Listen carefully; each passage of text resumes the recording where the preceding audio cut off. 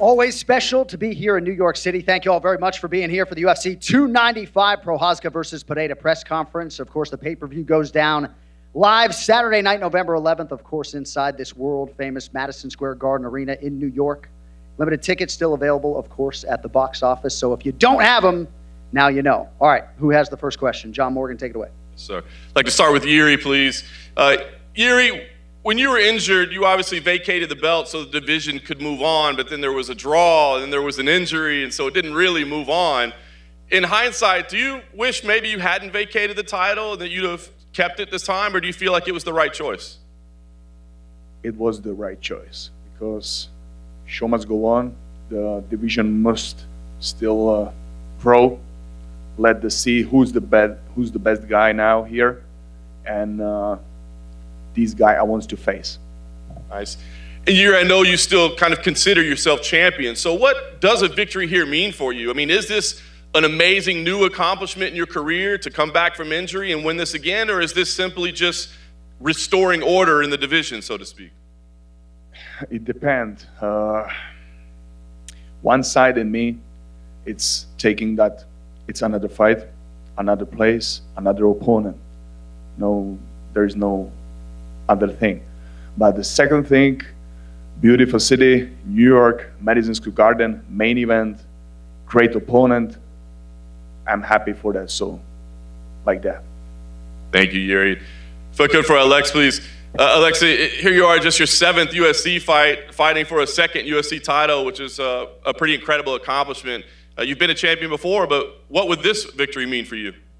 Alex, para você, 7ª luta no UFC e já lutando pelo 2º título, seria impressionante, já é impressionante, seria ainda mais.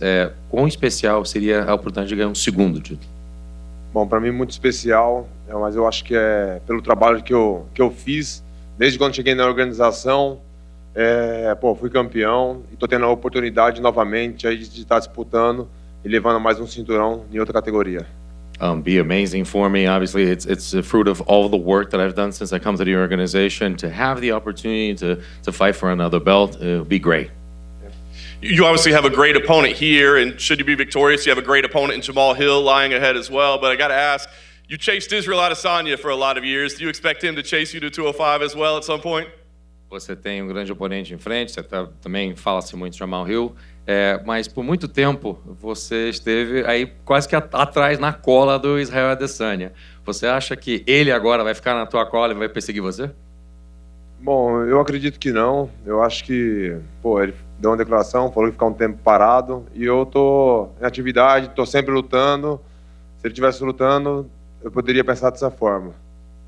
No, I don't think so, because he actually made a statement that he's going to take a break a little bit.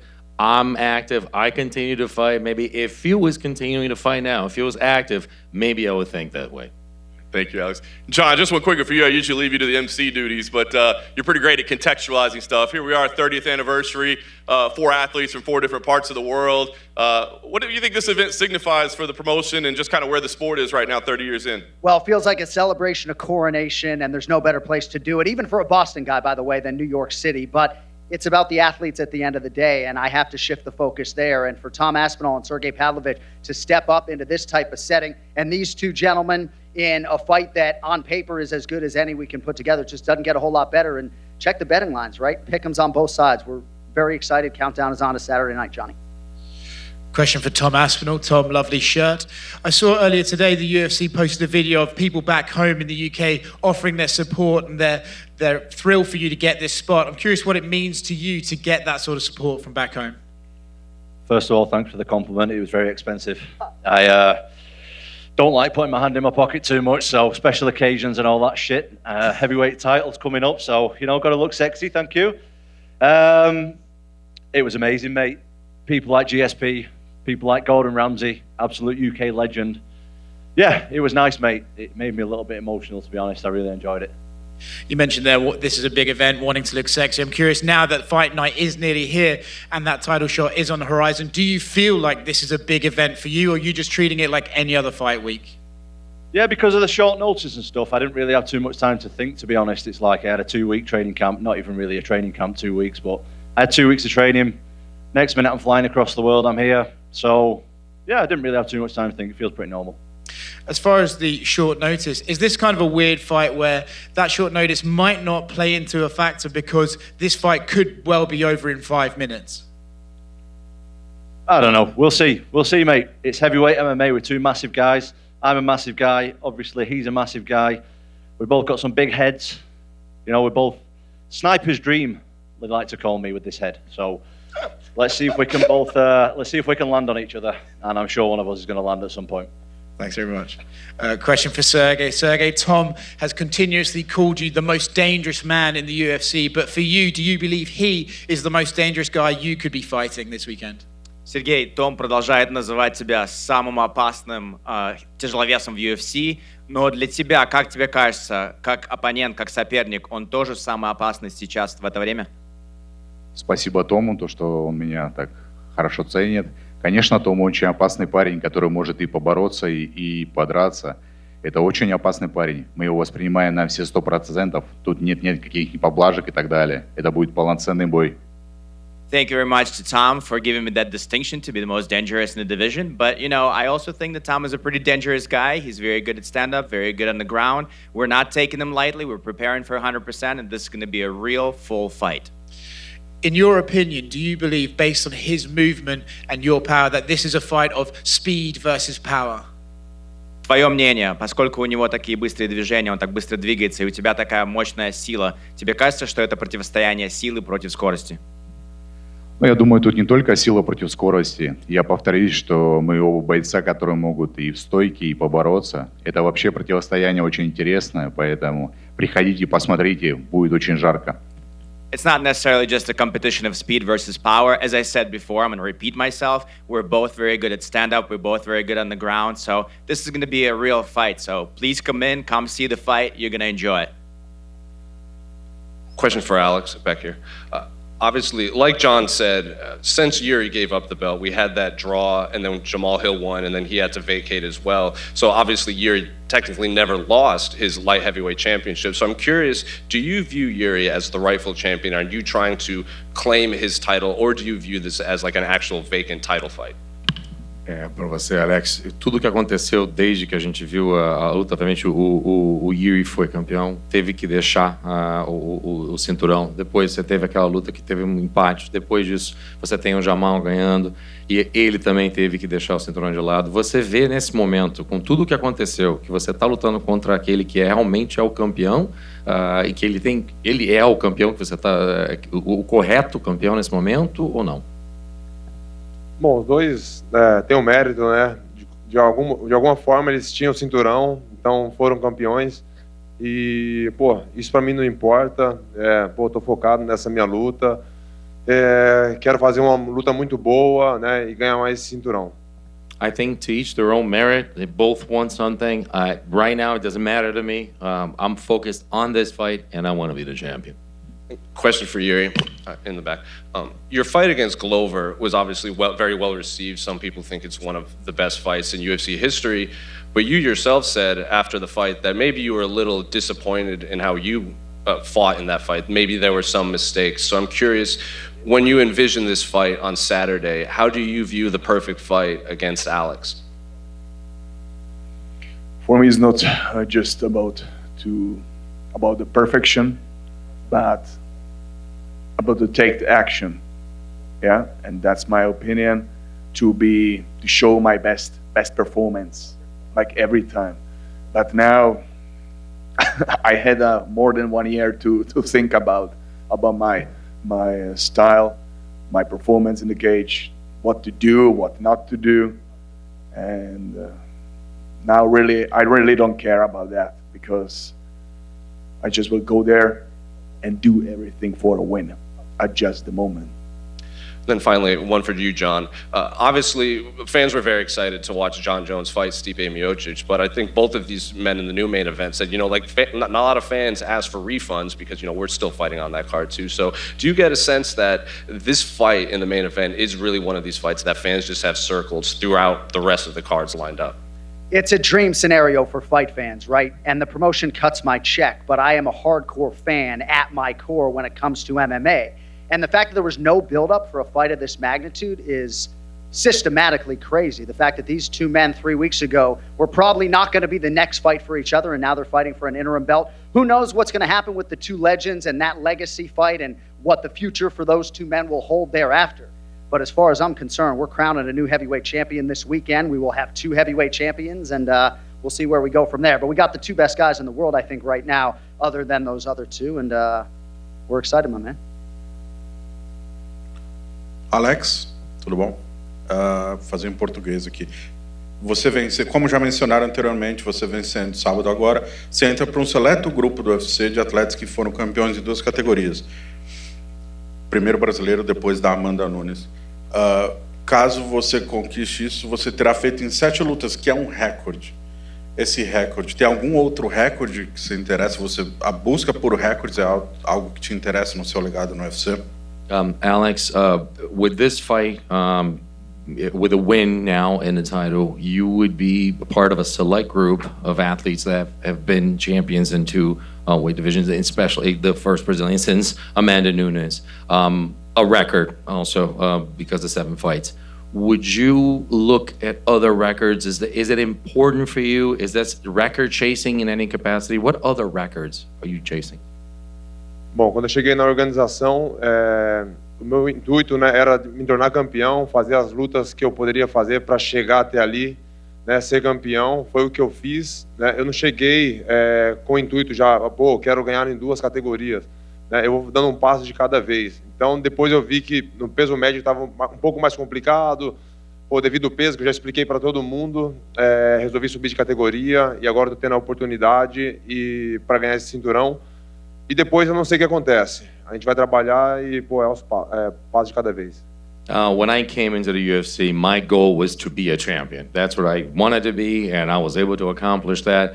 And then it just kind of happened naturally. If you think about it, I've mentioned like middleweight got hard for me. I've spoken about it. You all know about the weight and how it's so much better right now. And it happened now, having an opportunity to be a champion in another division. I don't know after that. We'll see what happens. A gente que acompanha o esporte sabe da sua origem. Você é um cara bem tranquilo, bem na sua... meio que às vezes foge até dos holofotes, assim. Sendo campeão do UFC, a visibilidade é impossível de evitar esse tipo de visibilidade. Está cada vez mais famoso, mais de 1 milhão de seguidores no Instagram, redes sociais, enfim. Está pronto e te interessa carregar essa fama? Por exemplo, no Brasil, ser um dos rostos mais famosos, um dos embaixadores do esporte no Brasil, te interessa esse nível de fama? E como lidar com isso? É natural para você? É difícil? We know you as a very chill guy. We know you coming up, just somebody that's just always on doing his thing, sometimes even kind of running away from the spotlight. But now you become a champion, you become an interesting figure. Like if the fame is chasing you now, you at one point you can't even run away from those lights. Does it interest you to actually embrace this and become a celebrity, especially in Brazil right now, become one of the ambassadors for MMA and for the UFC? Bom, não sabia que ia ser dessa forma, né? Como está acontecendo. Pô, agora estou sendo cada dia mais reconhecido, mas eu sei que faz parte, né, do trabalho com os resultados, né, que eu estou tendo. Isso é inevitável, mas de alguma certa forma, claro que eu gosto, né? Mas às vezes eu tento pôr um pouco de limite, igual esses dias mesmos aqui, foi muito corrido, muitas entrevistas. Cheguei aqui, pô, não parei. É um pouco difícil, mas faz parte. Of course, I like it. It's something that I know that I'm being recognized more and more. It comes naturally. Wasn't the intention originally, but now even I'm just trying to put some limits to it. Think about this week. I got here and I haven't stopped. Having interviews all the time, it's part of the game, but I just tried to put some limit into it as well. Okay, my last one is for Jiri. Fighting Alex, of course, you have so many fights so far. Is there some specific in his fighting style that you have to adjust? Like when you see his style, is there something specific that you think about it, how hard it is to fight Alex in UFC? I'm seeing like completely all of the complexly. I see all of the parts, stand-up, wrestling, ground game, everything, like in one piece, and that gave me my view, positive view, how to deal with that. That's all. What you mean especially?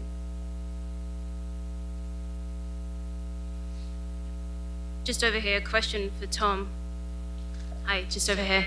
You mentioned previously about the dark times that you went through with the injury, but it might have been the best thing that actually happened to you. Can you talk a little bit about what you learned about yourself during those dark times?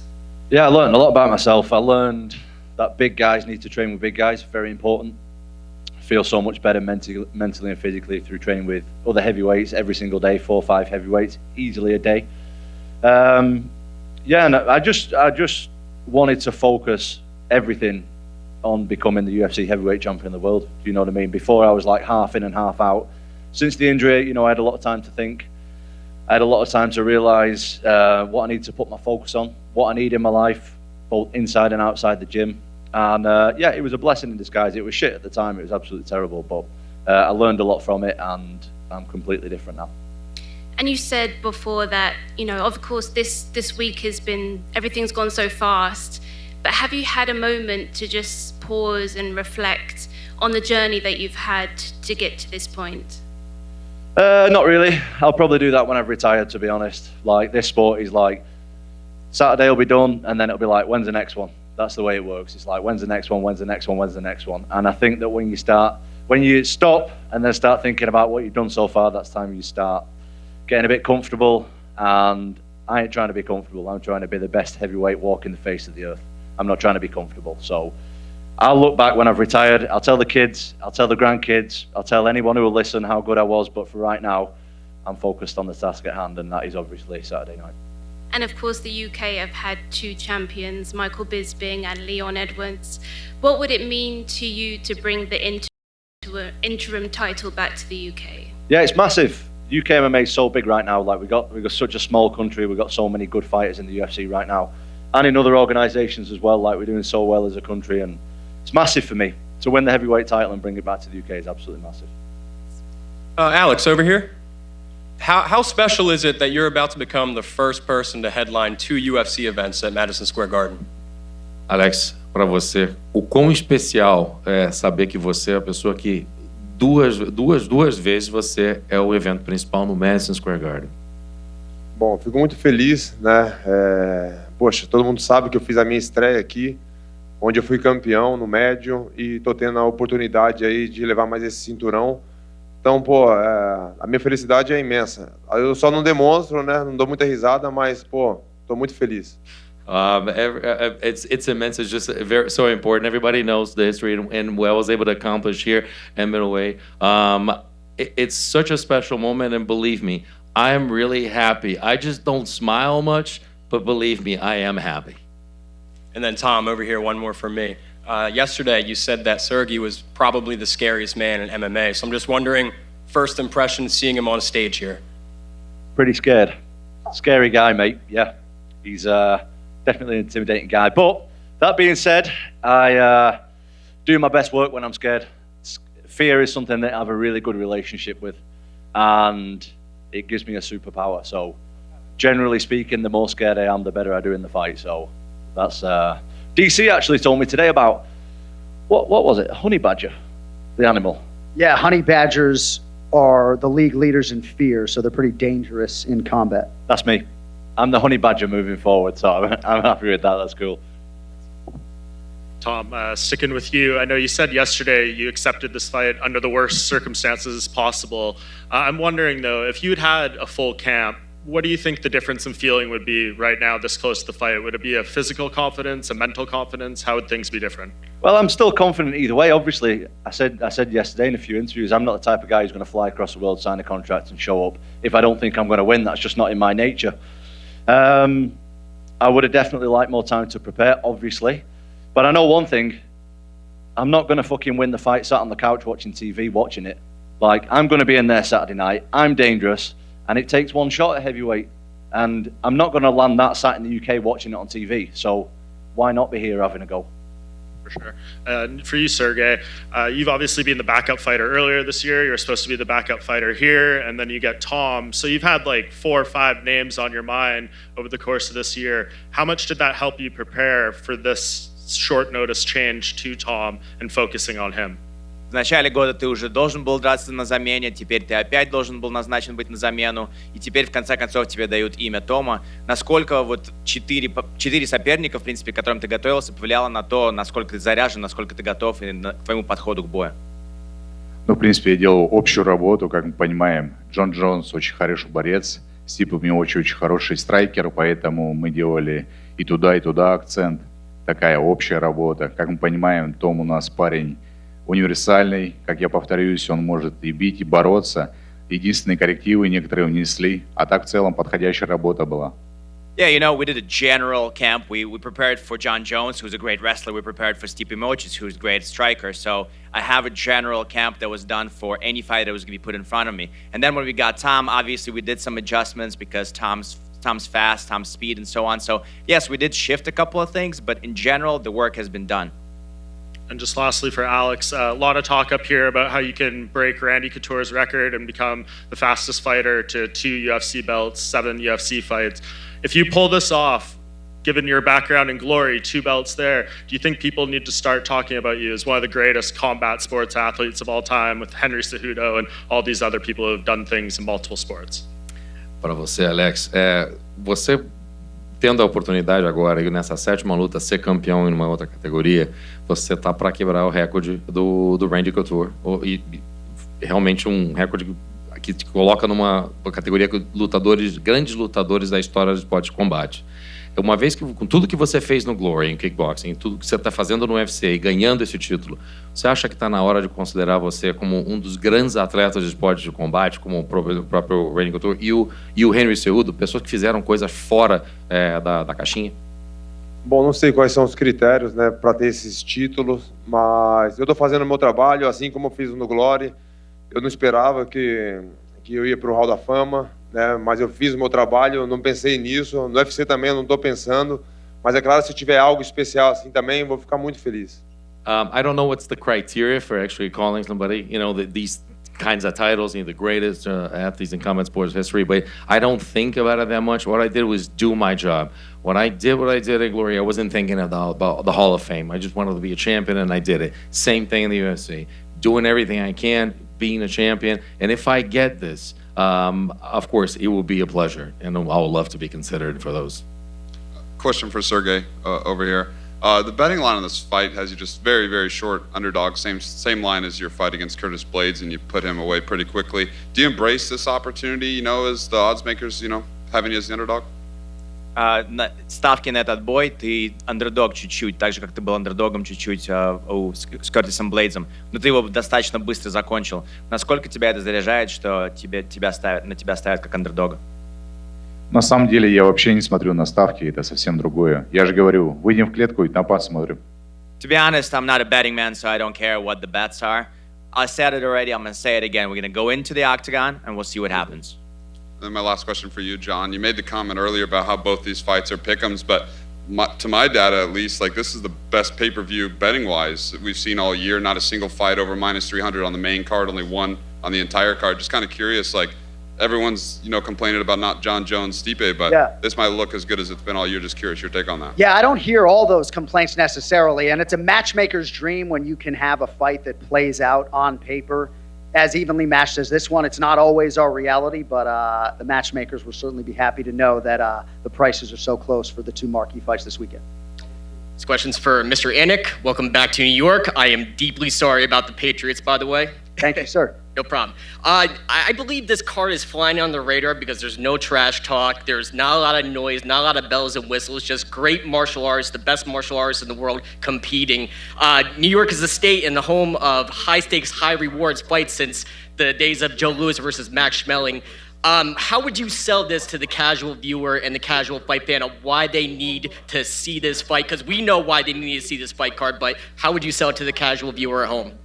Heavyweight championship, light heavyweight championship inside the Mecca, the world's most famous arena. This is the walk that every combat sports athlete hopes to make Tom Aspinall had never been to New York City until this weekend, right? So this building is just undeniably special. The UFC live event has never been a hotter commodity than it is in 2023. And I assure you, I don't say that because I work for the company. So it's as good a fight card, I think, as we can put together, and with an MSG backdrop.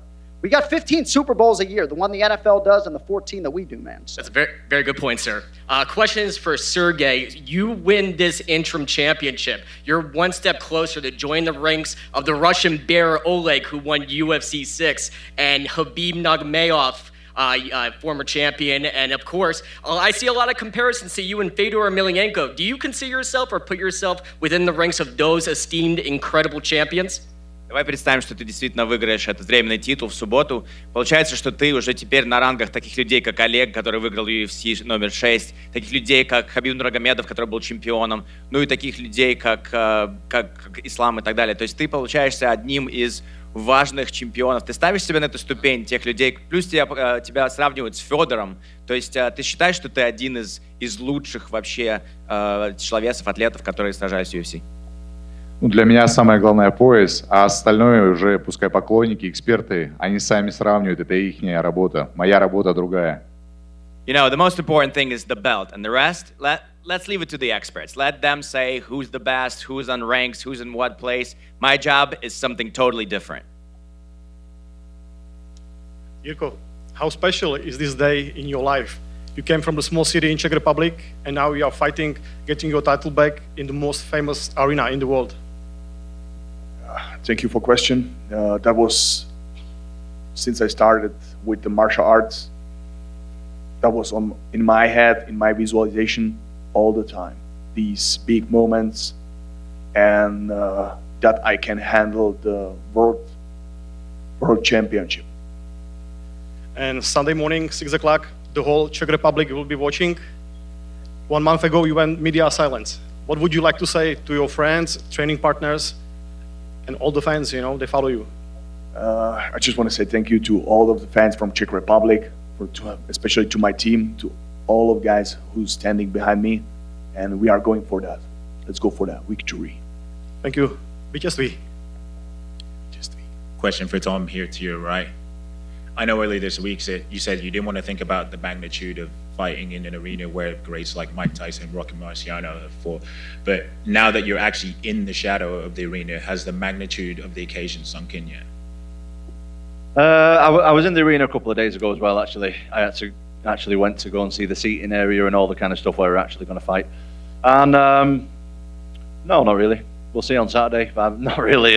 It's an arena. It's an iconic arena, obviously.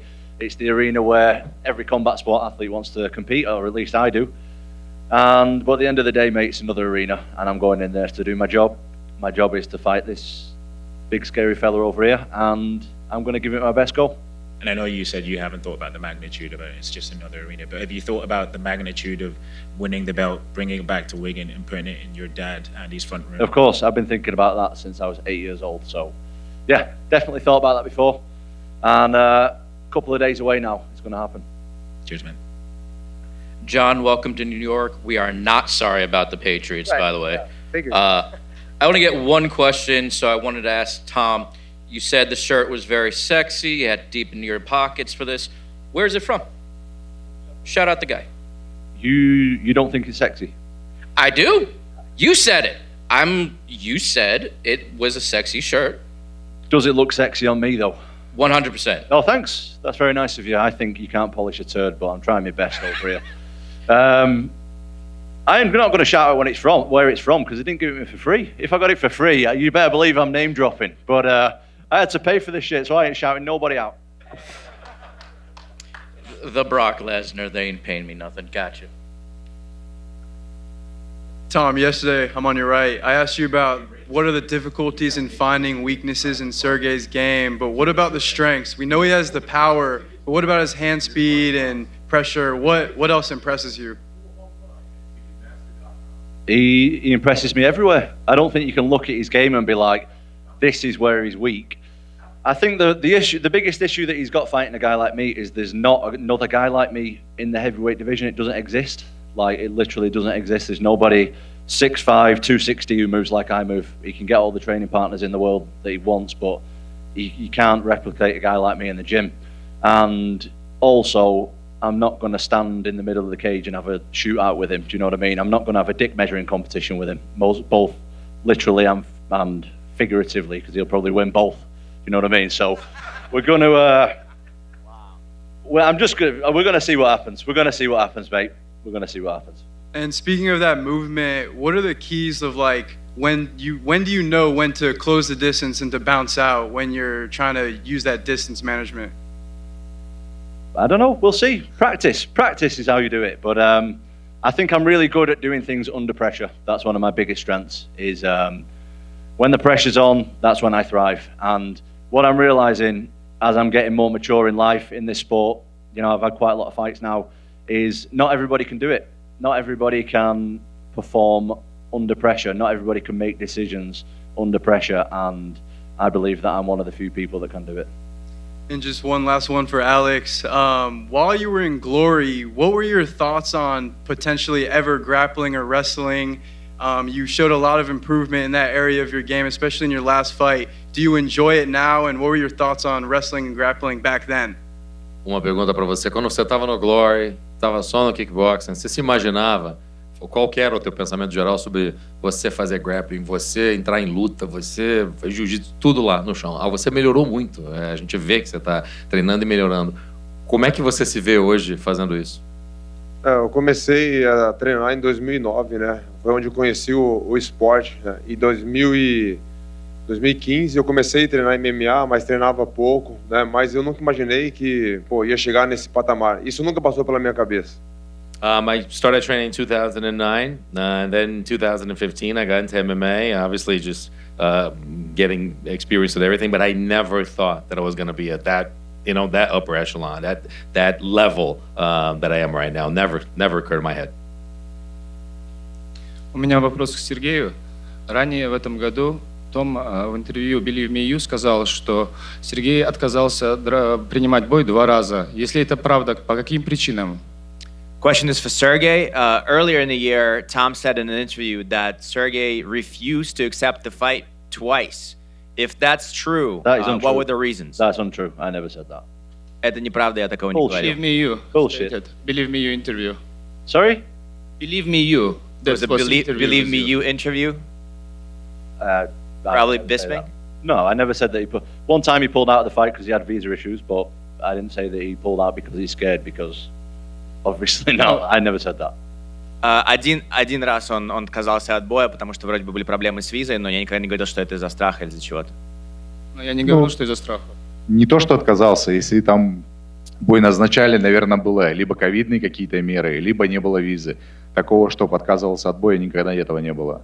Мы в этом спорте находимся для того, чтобы сражаться. И как ты будешь сражаться, идти к своей цели, если у тебя есть преграда в соперниках? Yeah, if there was a refusal of a fight, it must have been COVID or any other visa issues. There was never an issue of the fighter in front of me. So if you're in this sport, if you're in this game, and you're not saying yes to a fight because you're worried about the opponent in front of you, then you're in the wrong game. All right, thank you guys all for the questions. Don't forget, Fight Week continues tomorrow. Ceremonial weigh-in. The theater at Madison Square Garden is 5 p.m. Eastern. We're going to clear the stage and do some stare downs. Stay right with us.